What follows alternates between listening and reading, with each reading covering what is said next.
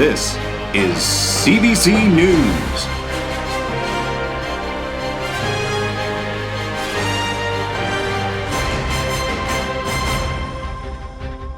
Welcome to CBC Action News.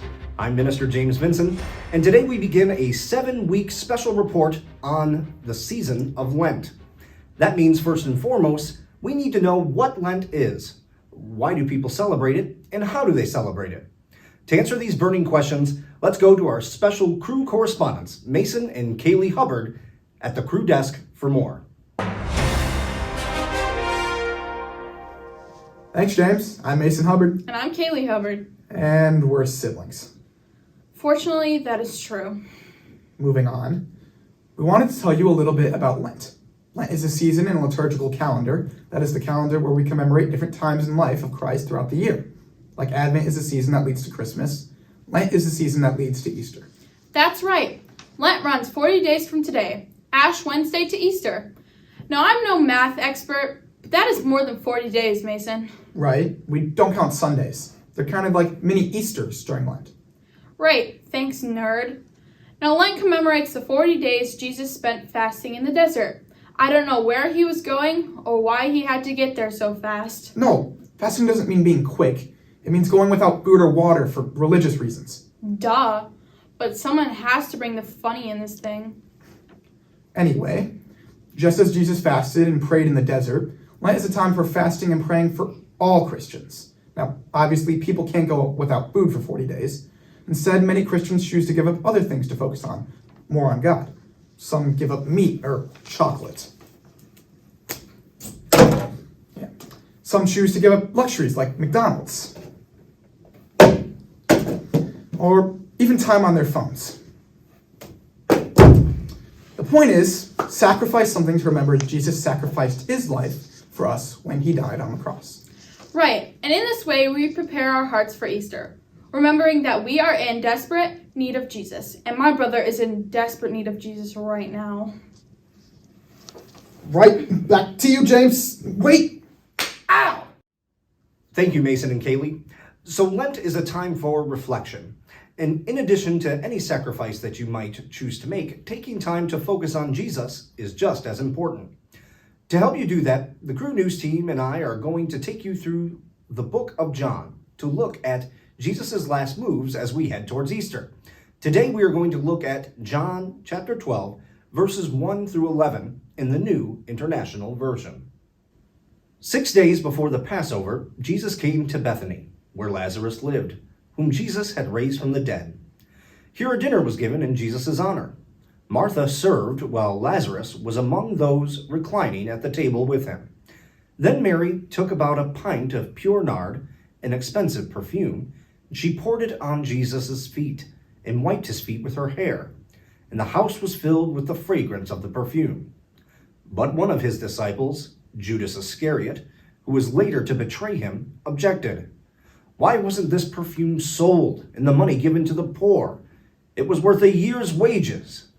He did not say this because he cared about the poor, but because he was a thief. As keeper of the money bag, he used to help himself to what was put into it. Leave her alone, Jesus replied.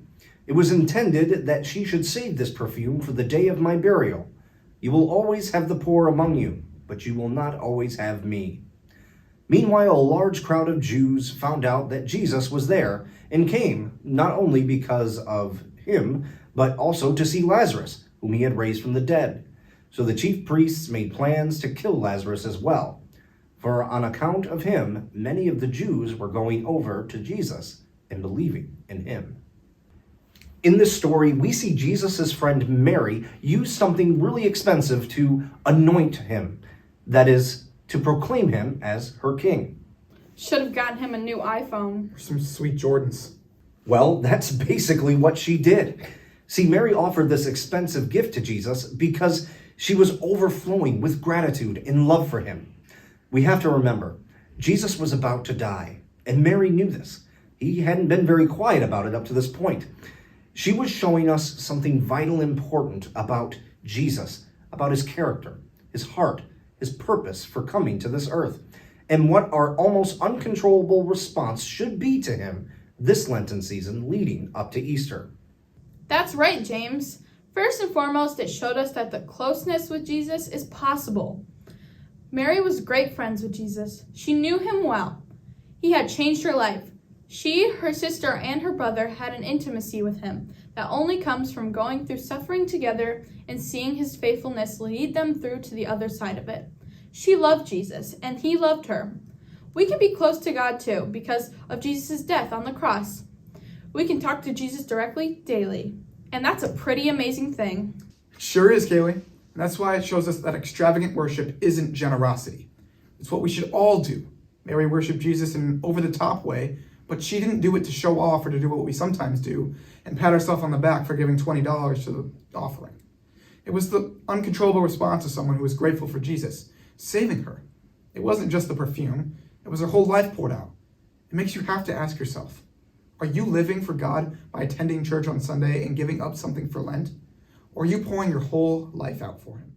That's a good question, Mason, because Lent reminds us that we should be thankful for more than just McDonald's, chocolate, and even our incredible phones. This story happens right after Jesus raised Mary's brother Lazarus from the dead. Now that's foreshadowing. Lazarus' resurrection foreshadows Jesus' soon and coming resurrection. Jesus made a promise here that even death wouldn't be the end. And whatever is going on in your life right now, it is not the end. Easter will remind us that Jesus is victorious over pain, sickness, depression, anxiety, relational strife, and even death. Jesus can raise you up because he was rose up. Because these were Jesus' last moves before his death. But his death was not the end of the story. It was just a new beginning. He loves you, and God wants to do something powerful in your heart. He wants to show you a glimpse of just how much you need him. This season is about remembering God's great love for you that he displayed at the end of Lent, at the cross, and with the empty grave on Easter morning. So for CBC Action News, I'm Minister James Vinson. I'm Mason Hubbard. And I'm Kaylee Hubbard. And we'll see you next week.